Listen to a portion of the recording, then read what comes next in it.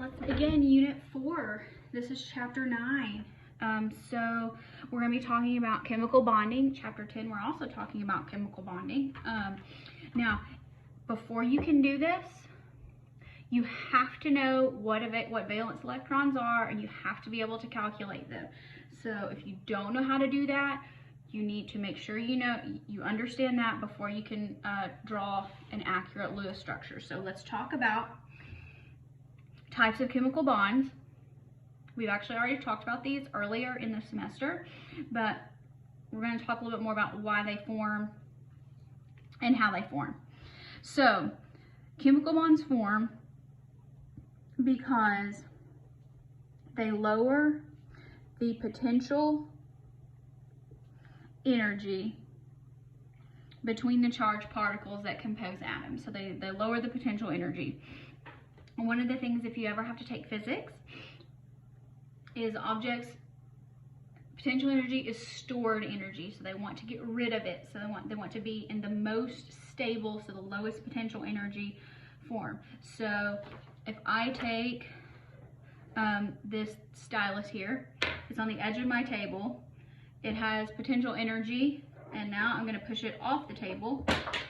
It has no potential energy. That's where it's going to stay. It's not going to spontaneously move back to the top of the table because that is increasing potential energy. All right, hopefully that makes sense. Now, types of bonds.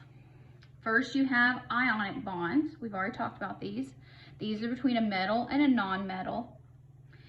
In ionic bonds, electrons are actually transferred. So, you have like an Na+1 and a Cl-1. So it goes from the sodium to the chloride, and then they stick together like a magnet.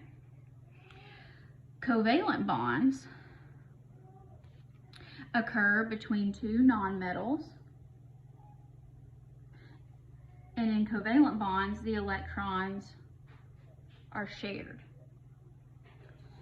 You also have a concept called metallic bonds, and this is between two metals. And in that case, the electrons are considered what they call pooled, meaning they're delocalized. We'll talk a little bit about that later. So let's talk about how to represent valence electrons, and we're going to do that with dots. So you may have heard these referred to as an electron dot structure or electron dot diagram. I learned it as a Lewis structure or a Lewis symbol, so that's what I'm going to call it, but know that it means the same thing. Now, each dot in a Lewis structure represents one valence electron. So when you have 8 dots, that makes what we call an octet.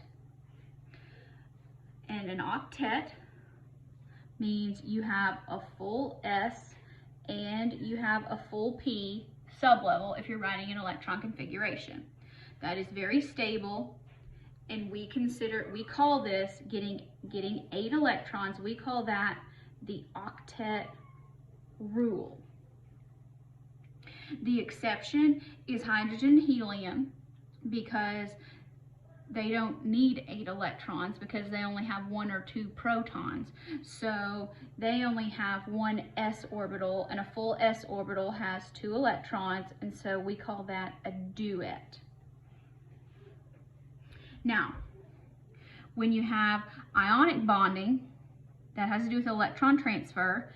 So you have your sodium, your potassium here, which has 1 valence electron, and your chloride or your chlorine, which has 7 valence electrons.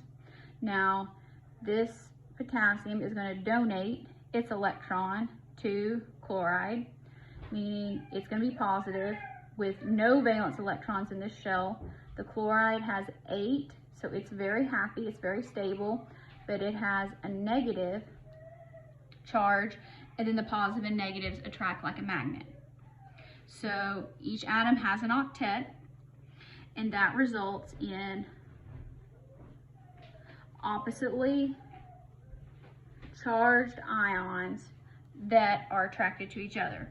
This model works because it predicts the correct chemical formulas for ionic compounds.